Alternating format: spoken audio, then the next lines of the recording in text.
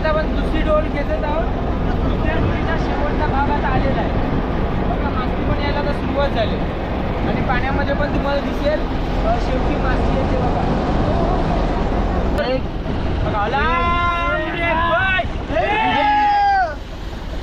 लांब रे बाय बघा. 1 2 3 2 3 एकदम नेक्स्ट डोल घ्या बस, डोल घ्या बस.